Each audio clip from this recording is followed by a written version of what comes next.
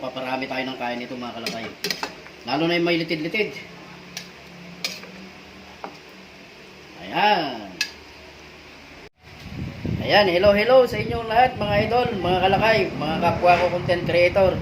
Shout out sa inyong lahat. Happy Sunday. Ayan, mabuhay po tayong lahat. Sa ngayong linggo, samahan nyo na naman ako. Magluto tayo ng kalderetang baka kasi meron tayong biniling karne ng baka sa talipapa kaninang. Nandito mga idol yung ating karne ng baka. Ayan. So dito meron na akong nakaprepare sa kaserola na kumukulong tubig. Bali ilalaglag na lang natin to.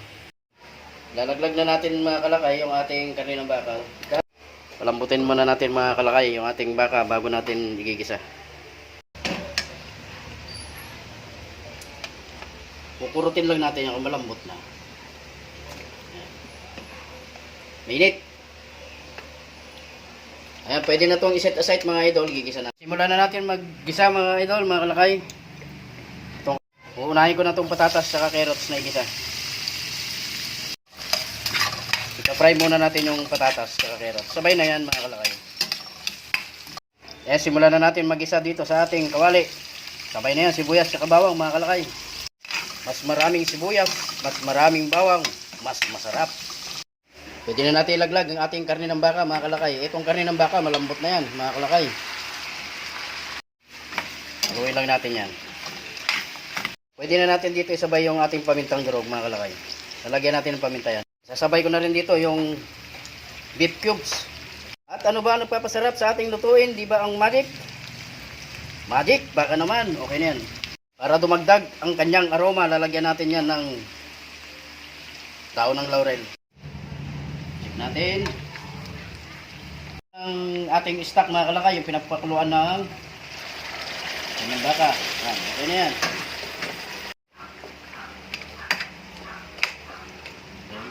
Hindi na rin natin isabay ang ating tomato sauce. Ating tomato paste. Ayan. Check natin. Spread mga kalakay para lalong sumarap ang ating lutong bahay na kalderetang. Haluin lang natin mga kalakay para kumalat yung lasa ng liver spread. Dito hindi pa ako naglagay ng ating pampalasa na asin or patis. Titikman muna natin yan, baka masubraan tayo ng ating yan. Ayan, dadagdagan lang natin ng konting patis mga kalakay siguro mga isang kutsara lang, okay na yan. At to, sasabay na natin yung ating set aside na patatas at carrots. Ayan. Red bell pepper, ang pangpakulay ng kanyang kaldereta. Dahil mahilig ako sa sili mga kalakay, lalagyan ko to ng siling labuyo Ayan. Ayan mga kalakay, okay na ang ating kalderetang baka. Ayan. Luto na to mga kalakay, magpaplato tayo. Paplato na tayo mga kalakay ng ating kaldereta. Yun, sarap nito. Mapaparami tayo ng kain nito mga kalakay. Lalo na yung may litid-litid. Ayan.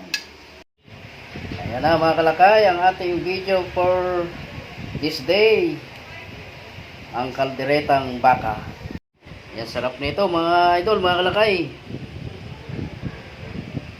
Naway meron akong naibahaging konting kaalaman sa pagluluto ng homemade kalderetang baka. Ayan. At sa mga idol natin dyan, na kapwa content creator, todo-todo na po ang ating suporta. Huwag po tayong mahiyang magsuporta sa ating kapwa content creator. Mabuhay po tayong lahat. Ayan, maraming salamat sa mga nanood sa aking video. Ito yung video natin, yung kalderetang baka. Naway meron akong naibahagi na konting kaalaman sa pagluluto ng lutong kalderetang baka. Ayan, homemade ito mga kalakay. Shout out sa inyo lahat, mabuhay po tayo, mahal ko kayo, bye bye.